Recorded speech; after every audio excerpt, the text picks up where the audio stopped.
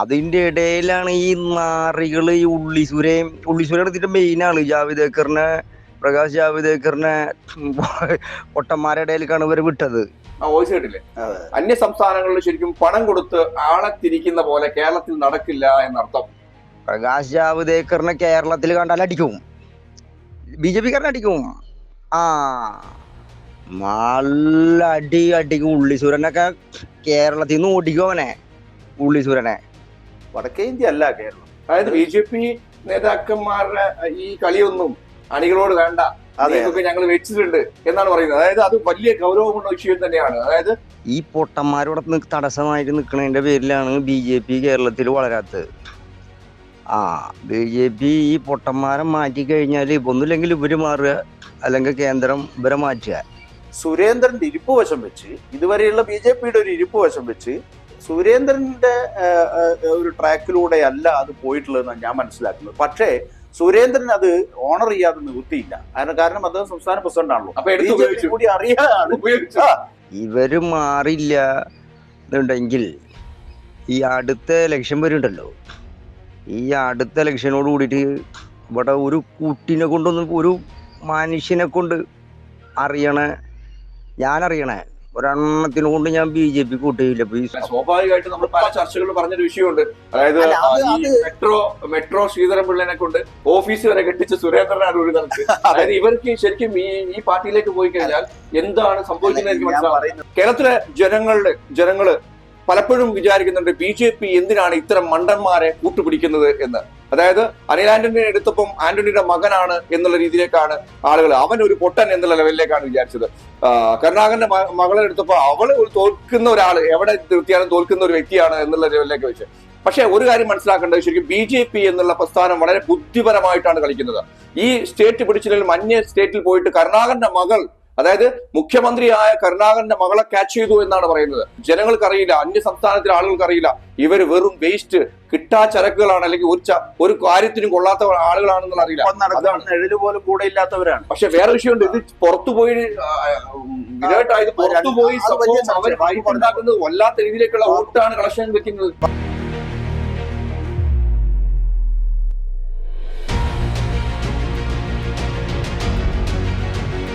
നമസ്കാരം.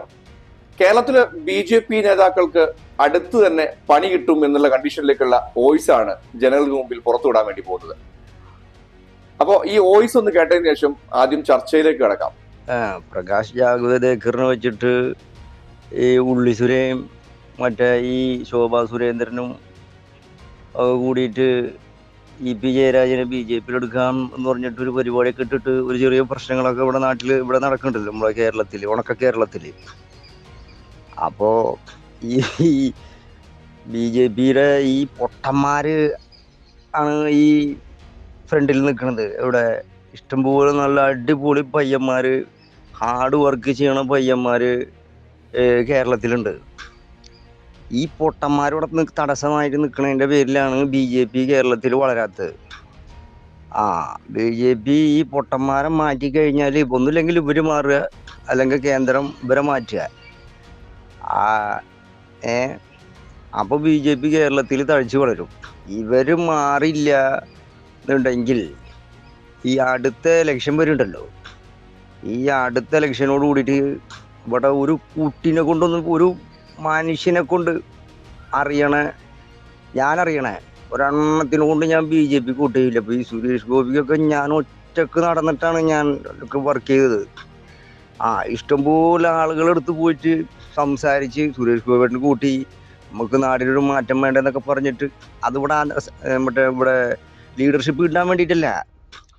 അതിന്റെ ഇടയിലാണ് ഈ നാറികള് ഈ ഉള്ളിസുര എടുത്തിട്ട് മെയിൻ ആള് ജാവേദ്കറിനെ, പ്രകാശ് ജാവേദ്കറിനെ പൊട്ടന്മാരുടെ ഇടയിലേക്കാണ് ഇവര് വിട്ടത്. അപ്പൊ ഇവരെ ആദ്യം എന്നിട്ട് ഇവര് ആദ്യം മറ്റോനെ അങ്ങോട്ട് എടുക്കാം എന്ന് പറഞ്ഞ, അതാണ് ഇവിടുത്തെ ഐഡിയ. അവരങ്ങനെ ചെയ്തിട്ടുണ്ട്. ഇനി ഇവിടെ കുറച്ച് ആളുകള് ഞങ്ങൾ സെറ്റ് ആയിട്ടുണ്ട്. ലീഡറാകാൻ വേണ്ടിയിട്ടല്ല, ഈ പണി ലാവ്ലിംഗ് കേസൊക്കെ മാറ്റി കൊടുക്കുമെന്ന് പറഞ്ഞല്ലോ.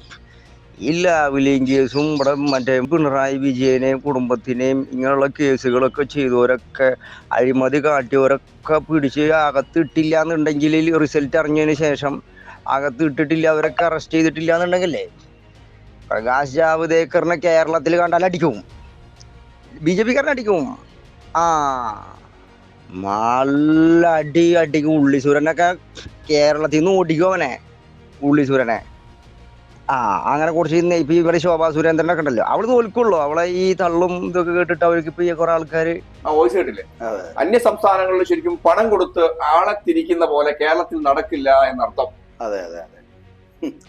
അല്ല, BJP ദേശീയ തലത്തിൽ നടപ്പാക്കുന്ന ഓപ്പറേഷൻ ലോട്ടസിന്റെ ഒരു വേർഷൻ എന്ന് പറയുന്നത് കിട്ടാവുന്ന നേതാക്കളെ മറ്റു പാർട്ടികളിൽ നിന്ന് സ്വന്തം പാളയത്തിലേക്ക് എത്തിക്കുക. ഒന്ന്, അവർക്ക് പിന്നീട് എന്ത് സംഭവിക്കുന്നു എന്നുള്ളത് മറ്റൊരു കാര്യം.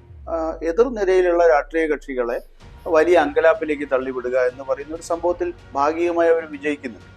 പക്ഷെ അതേ ഒരു തന്ത്രം തന്നെ കേരളത്തിൽ നടപ്പാക്കിയപ്പോൾ അത് പല തട്ടിലാണ് ഇപ്പോൾ BJP പൊട്ടാൻ പോകുന്നത് എന്നുള്ള രീതിയിലുള്ള സൂചനയാണ് ആ ഒരു വോയിസിൽ നമുക്ക് കാണാൻ കഴിയും. വടക്കേ ഇന്ത്യ അല്ല കേരളം. അതായത് BJP നേതാക്കന്മാരുടെ ഈ കളിയൊന്നും അണികളോട് വേണ്ട, അതൊക്കെ ഞങ്ങൾ വെച്ചിട്ടുണ്ട് എന്നാണ് പറയുന്നത്. അതായത് അത് വലിയ ഗൗരവമുള്ള വിഷയം തന്നെയാണ്. അതായത് പാർട്ടി അണികളിൽ നിന്നും ഇത്തരം രീതിയിലേക്കുള്ള സംസാരങ്ങൾ വരുന്നു. അതായത് ഈ പ്രത്യേകിച്ച് തൃശ്ശൂരില് EP ജയരാജൻ അടക്കം ഉള്ള ആളുകളെ ഇത്തരം രീതിയിലേക്കൊക്കെ കൊണ്ടുവന്ന് ഞങ്ങളൊക്കെ വെറും ഊച്ചാളികളാക്കുന്ന രീതി വേണ്ട എന്നുള്ള രീതിയിലേക്കൊക്കെയാണ് ഇവര് സംസാരിച്ചുകൊണ്ടിരിക്കുന്നത്. BJPയുടെ ആ ഒരു നീക്കം ഉണ്ടല്ലോ, ജാവദേക്കറുടെ നേതൃത്വത്തിൽ കേരളത്തിന്റെ പ്രഭാരിയായിരുന്നു ജാവദേക്കർ. അദ്ദേഹത്തെ ഈ തെരഞ്ഞെടുപ്പിന് മുമ്പ് തന്നെ നീക്കി. സാധാരണഗതിയിൽ തെരഞ്ഞെടുപ്പ് കഴിഞ്ഞ് അതിന്റെ ഫലം അനുകൂലമല്ല, അല്ലെങ്കിൽ അദ്ദേഹത്തെ ഏൽപ്പിച്ച ജോലി അദ്ദേഹം കൃത്യമായി ചെയ്തില്ല എന്നതിന്റെ ഒക്കെ പേരിൽ വേണമെങ്കിൽ ആ ചുമതലയിൽ നിന്ന് നീക്കാം. പക്ഷെ ഇവിടെ സംഭവിച്ചത് തെരഞ്ഞെടുപ്പിന് വളരെ മുമ്പ് തന്നെ ഈ പറയുന്ന ജാവദേക്കർ ആക്ഷൻ പരാജയപ്പെടുകയും തെരഞ്ഞെടുപ്പ് നടക്കുന്ന അന്ന് അതിനെ സംബന്ധിച്ച് ഒരു തുറന്നു EP ജയരാജൻ തന്നെ നേരിട്ട് വന്ന് പറയുകയും ചെയ്യുന്ന ഒരു സാഹചര്യം ഉണ്ടായപ്പോൾ ആ ആക്ഷൻ എവിടെയോ പാളിപ്പോയി. BJPയുടെ ആക്ഷൻ പരമാവധി പിന്നെ തെരഞ്ഞെടുപ്പിന് മുമ്പ് തന്നെ വലിയ തോതിൽ പാളിപ്പോയി. അതിൽ തന്നെ വലിയൊരു സംഭവം നമുക്ക് ശരിക്കും പറയേണ്ടതുണ്ട്. മറ്റു ഉത്തരേന്ത്യ സൈഡൊക്കെ നോക്കുമ്പോൾ, മറ്റു സംസ്ഥാനങ്ങൾ നോക്കുമ്പോൾ ശരിക്കും കേരളത്തിൽ ശരിക്കും ഇത്തരം രീതിയിലേക്ക് തുറന്നു പറയാനുള്ള ആർജവം കാണിക്കുന്ന BJPന്റെ പ്രവർത്തകർ അങ്ങനെ പറയും. കാരണം അവർ വലിയ പ്രതീക്ഷയാണ് ഈ തെരഞ്ഞെടുപ്പിൽ ഉണ്ടായത്. പ്രധാനമന്ത്രി എത്ര വട്ടാണ് കേരളത്തിൽ വന്നത്? അതിനപ്പുറത്തേക്ക് വേറെ വിഷയമുണ്ട്. അതായത് ഇത്തരം രീതിയിലേക്കുള്ള പ്രസ്താവനകൾ ഇറക്കുമ്പോൾ ഇത് ഇവരുടെ ഈ ഒരു ഇപ്പൊ ശരിക്കും EP ജയരാജൻ എന്നുള്ള വ്യക്തി ശരിക്കും പോയേനെ, പറയാൻ കഴിയില്ല. നമ്മൾ ഈ ചർച്ച പുറത്തൊന്നില്ലെങ്കിൽ അദ്ദേഹം പോയേനെ, തീർച്ചയായിട്ടും പറയാൻ പറ്റത്തില്ല. ഏത് വിധത്തിലാണ് ജയരാജന്റെ ഭാഗത്ത് നിന്ന് ഒരിക്കലും നമ്മൾ പ്രതീക്ഷിക്കാത്ത ഒരു സ്റ്റേറ്റ്മെന്റ് ആണ്. കേരളത്തിലെ BJP സ്ഥാനാർത്ഥികളെ കുറിച്ച് അദ്ദേഹത്തിന് പിന്നെ അവർക്കൊക്കെ പിന്നെ നല്ല മികച്ച കാൻഡിഡേറ്റ്സ് ആണ് കേരളത്തിൽ എന്നൊക്കെയുള്ള രീതിയിൽ അദ്ദേഹത്തിന്റെ കമന്റ് വന്നു. ഒരു LDF കൺവീനറാണ് പറയുന്നത്, ഒരു സാധാരണ LDFന്റെ ഏതെങ്കിലും ഒരു നേതാവല്ല. LDF കൺവീനർ പറയാണ് ഇത്തവണ BJP നിർത്തിയ സ്ഥാനാർത്ഥികളെല്ലാം മികച്ചവരാണ് എന്ന് പറയുന്ന സാഹചര്യം ഉണ്ടായപ്പോൾ നമ്മൾ അന്ന് ഇങ്ങനെ ഒരു ഓപ്പറേഷന്റെ ഭാഗമാണെന്ന് അന്ന് മാധ്യമ ലോകം പോലും ചർച്ച ചെയ്തില്ല. പക്ഷേ ഈ വെളിപ്പെടുത്തൽ കൂടി പുറത്തു വന്നു. നമ്മുടെ ദല്ലാൽ നന്ദകുമാറിന്റെ പല ഘട്ടങ്ങളിലായിട്ട് അദ്ദേഹത്തിന്റെ വെളിപ്പെടുത്തൽ വന്നു. ഒടുവിൽ EP ജയരാജൻ തന്നെ മാധ്യമങ്ങളുടെ മുമ്പിൽ വന്ന് ജാവദേക്കർക്ക് വന്നിരുന്നു, കണ്ടിരുന്നു, സംസാരിച്ചിരുന്നു എന്നൊക്കെ പറയുന്ന സംഗതി വന്നപ്പോഴാണ് EP ജയരാജന്റെ ആ സ്റ്റേറ്റ്മെന്റായിട്ട് കണക്ട് ആവുന്നത്. അപ്പൊ BJP എനിക്ക് തോന്നുന്നത് ശോഭാ സുരേന്ദ്രനുമായി നടത്തിയ അവരുടെ മുൻകൈയിൽ നടന്നു എന്ന് പറയുന്ന ഒരു ഇടപാടിനെ സുരേന്ദ്രന്റെ ഇരിപ്പ് വശം വെച്ച്, ഇതുവരെയുള്ള BJPയുടെ ഒരു ഇരിപ്പ് വശം വെച്ച് സുരേന്ദ്രന്റെ ഒരു ട്രാക്കിലൂടെ അല്ല അത് പോയിട്ടുള്ളതെന്നാണ് ഞാൻ മനസ്സിലാക്കുന്നത്. പക്ഷേ സുരേന്ദ്രൻ അത് ഓണർ ചെയ്യാതെ നിവൃത്തിയില്ല. കാരണം അദ്ദേഹം സംസ്ഥാന പ്രസിഡന്റ് ആണല്ലോ. BJP കൂടി ഞങ്ങൾ അറിയാണ് അത് നടന്നത് എന്നുള്ള രീതിയിൽ അദ്ദേഹം പറയുമ്പോൾ സ്വാഭാവികമായിട്ടും പ്രവർത്തകർ എന്താണ് കരുതുക, BJPയുടെ ഒരു ഒഫീഷ്യൽ ഓപ്പറേഷൻ ആണ് അത് എന്നുള്ളൊരു തോന്നൽ ജനങ്ങൾ. വിരാട്ടിനോട് ചെറിയ ഒരു കാര്യം, ഒരു ഇടവേളക്ക് ഞാൻ ചോദിക്കുകയാണ്, ചെറിയൊരു വിഷയം. കേരളത്തിലെ ജനങ്ങള് പലപ്പോഴും വിചാരിക്കുന്നുണ്ട് BJP എന്തിനാണ് ഇത്തരം മണ്ടന്മാരെ കൂട്ടുപിടിക്കുന്നത് എന്ന്. അതായത് അനിൽ ആന്റണിയെ എടുത്തപ്പം ആന്റണിയുടെ മകനാണ് എന്നുള്ള രീതിയിലേക്കാണ് ആളുകൾ, അവൻ ഒരു പൊട്ടൻ എന്നുള്ള ലെവലിലേക്കാണ് വിചാരിച്ചത്. കരുണാകരന്റെ മകളെ എടുത്തപ്പോൾ അവള് തോൽക്കുന്ന ഒരാള്, എവിടെ നിർത്തിയാലും തോൽക്കുന്ന ഒരു വ്യക്തിയാണ് എന്നുള്ള ലെവലിലേക്ക് വെച്ച്. പക്ഷെ ഒരു കാര്യം മനസ്സിലാക്കേണ്ടത്, ശരിക്കും BJP എന്നുള്ള പ്രസ്ഥാനം വളരെ ബുദ്ധിപരമായിട്ടാണ് കളിക്കുന്നത്. ഈ സ്റ്റേറ്റ് പിടിച്ചില്ലെങ്കിലും അന്യ സ്റ്റേറ്റിൽ പോയിട്ട് കരുണാകരന്റെ മകൾ, അതായത് മുഖ്യമന്ത്രിയായ കരുണാകരന്റെ മകളെ ക്യാച്ച് ചെയ്തു എന്നാണ് പറയുന്നത്. അതായത് ആഭ്യന്തരമന്ത്രിയായിട്ട് ഇന്ത്യയുടെ ആഭ്യന്തരമന്ത്രിയായിട്ടിരുന്ന ആന്റണിയുടെ മകൻ എന്നുള്ള രീതിയിലാണ്. ജനങ്ങൾക്കറിയില്ല, അന്യ സംസ്ഥാനത്തിലെ ആളുകൾക്കറിയില്ല, ഇവര് വെറും വേസ്റ്റ് കിട്ടാച്ചരക്കുകളാണ്, അല്ലെങ്കിൽ ഒരു കാര്യത്തിനും കൊള്ളാത്ത ആളുകളാണെന്നുള്ള അറിയില്ല. പോലും കൂടെ ഇല്ലാത്തവരാണ്. പക്ഷെ വേറെ വിഷയമുണ്ട്, ഇത് പുറത്തുപോയി വിരാട്ടായത് പുറത്തുപോയി ഉണ്ടാക്കുന്നത് വല്ലാത്ത രീതിയിലേക്കുള്ള വോട്ടാണ് കളക്ഷൻ വെക്കുന്നത്. ബാബു പറഞ്ഞ വളരെ കറക്റ്റ് ആണ്. കാരണം മറ്റൊരു സംസ്ഥാനത്ത് ചെല്ലുമ്പോൾ കോൺഗ്രസിന്റെ 2 മുഖ്യമന്ത്രിമാർ, അതെ, കേന്ദ്ര പ്രതിരോധ മന്ത്രിയായിരുന്ന, അതുപോലെ തന്നെ കെ കരുണാകരൻ കുറച്ചു കാലം കേന്ദ്ര വ്യവസായ വകുപ്പ് മന്ത്രിയായിരുന്നു. അങ്ങനെയുള്ള സ്റ്റാൾവാർട്സ് ആയിട്ടുള്ള നേതാക്കന്മാരുടെ മക്കൾക്ക് പോലും കോൺഗ്രസ് പാർട്ടിയിൽ നിൽക്കാൻ കഴിയുന്നില്ല എന്ന ഒരു ചർച്ച കേരളത്തിന് പുറത്തുള്ള സംസ്ഥാനങ്ങൾ എന്ന രീതിയിലേക്ക് കൊണ്ടുവന്നിട്ടാണ് ഇവർ ഈ സാധനം വോട്ട് പിടിക്കുന്നത്. അതിനപ്പുറത്തേക്ക് വേറെ വിഷയമുണ്ട്. ഇ പി ജയരാജനെ പിടിച്ചാൽ എന്താ പറയാ, കൺവീനർ എന്നാ പറയാ. അത് മനസ്സിലാക്കണം. അതായത് നമ്മൾ വിചാരിക്കും ഇവർക്കൊന്നും മണികളില്ല, കുറച്ചു പേരുണ്ട്. ഇപ്പൊ എക്സാമ്പിൾ തന്നെ പറയാം, ആർക്കാണ് അറിയാൻ പാടില്ലാത്തത്? ശരിക്കും അനിൽ ആന്റണി വെറും സോഷ്യൽ മീഡിയ, ഇവിടെ സോഷ്യൽ മീഡിയ ഇല്ല, അനിൽ ആന്റണി വെറും ഒരു സോഷ്യൽ മീഡിയ തലവനാണ് എന്ന് പറയുന്നതിന്റെ അപ്പുറത്തേക്ക് അനിൽ ആന്റണി ശരിക്കും ഒരു വേസ്റ്റ് ആണെന്ന് കേരളക്കാർക്ക് എല്ലാവർക്കും അറിയാം. പക്ഷെ പുറത്തുപോയി അങ്ങനെയല്ല. ശരിക്കും എല്ലാവരും കേരളക്കാർ ശരിക്കും മനസ്സിലാക്കേണ്ട വിഷയം, പൊട്ടന്മാരെയാണ് ഇവർ സെലക്ട് ചെയ്തതെന്നുള്ള, പൊട്ടന്മാർ അവർക്ക് അന്യ സംസ്ഥാനങ്ങളിൽ യൂസ് ചെയ്യാൻ നന്നായിട്ട് അറിയാം. അതെ അതെ. അല്ല, നമ്മൾ വീണ്ടും ഈ വോയിസ് ക്ലിപ്പിലേക്ക് മടങ്ങി വന്നാലേ നിങ്ങൾ ആലോചിച്ച് നോക്കൂ, BJPയുടെ ഒരു സാധാരണ പ്രവർത്തകന്റെ ഒരു മൈൻഡ് സെറ്റിൽ നിന്ന് ചിന്തിച്ചു നോക്കൂ. അവൻ വലിയ പ്രതീക്ഷയാണ്. പ്രധാനമന്ത്രി പലവട്ടം കേരളത്തിലേക്ക് വരുന്നു. ഇവിടെ ആദ്യം പറഞ്ഞു ഞങ്ങൾ സീറ്റ് പിടിക്കുമെന്ന് പറയുന്നു. പിന്നീട് പ്രധാനമന്ത്രിയുടെ സ്റ്റേറ്റ്മെന്റ് തന്നെ വരുന്നു 2 അക്കം പിടിക്കുമെന്ന്. അപ്പൊ തന്നെ BJPയുടെ പ്രവർത്തകരൊന്ന് നെറ്റി ചൊളിച്ചിട്ടുണ്ട്, ഇത് അടിച്ചിട്ടാണോ പ്രധാനമന്ത്രി ഇങ്ങനെയുള്ള സ്റ്റേറ്റ്മെന്റ് ഇറക്കും? കാരണം അങ്ങനെ ഒരു നോർമൽ കോഴ്സിൽ ഒരാൾക്കും അങ്ങനെ ഒരു സ്റ്റേറ്റ്മെന്റ് ഇറക്കാൻ പറ്റില്ല. കാരണം കേരളം പോലൊരു സംസ്ഥാനത്ത് ആകെ 20 സീറ്റേ ഉള്ളൂ. അതിൽ 2 അക്കം വരിക എന്ന് പറഞ്ഞിട്ടുണ്ടെങ്കിൽ എന്താണ്, 10ൽ 9ൽ കൂടുതൽ 10, അതാണ് 2 അക്കം. സ്വാഭാവികമായിട്ട് നമ്മൾ പല ചർച്ചകളിൽ പറഞ്ഞൊരു വിഷയമുണ്ട്. അതായത് മെട്രോ ശ്രീധരൻപിള്ളനെ കൊണ്ട് ഓഫീസ് വരെ കെട്ടിച്ച സുരേന്ദ്രനാണ് ഒരു തലത്ത്. അതായത് ഇവർക്ക് ശരിക്കും ഈ പാർട്ടിയിലേക്ക് പോയി കഴിഞ്ഞാൽ എന്താണ് സംഭവിക്കുന്നത് എനിക്ക് പറയുന്നത് ഒരു സ്വാഭാവികമായ അല്ല, എനിക്ക് മനസ്സിലാവാത്ത സംഭവം. ഈ പാർട്ടിയിലേക്ക് പോയാൽ ഞാൻ പലപ്പോഴും പല ആളുകളോട് ചോദിച്ചിട്ടുള്ളതാണ്, ഈ പാർട്ടിയിലേക്ക് പോയാൽ ശരിക്കും ബുദ്ധി നശിക്കുകയാണോ അതോ എന്താ സംഭവിക്കുന്നത് എനിക്ക് മനസ്സിലാവും. അല്ല, അങ്ങനെ നോർമൽ കോഴ്സിൽ ഒരാൾക്ക് സംസാരിക്കാൻ പറ്റുമോ? കേരളം പോലൊരു സംസ്ഥാനത്ത് ഞാൻ പറയാം, സാധാരണ ഒരു മനോനിലയുള്ള ഒരാൾക്ക് സംസാരിക്കാൻ പറ്റുമോ? 2 അക്കം സീറ്റുകളിലേക്ക് BJP പോകുമെന്നൊക്കെ. പക്ഷേ പ്രധാനമന്ത്രി പറയാണ് ദൈവത്തെ പോലെ കാണുന്ന, അദ്ദേഹത്തെ സംബന്ധിച്ച് പ്രചാരണമുള്ളതാണ്, ദൈവത്തെ പോലെ കാണുന്നവരുണ്ട്.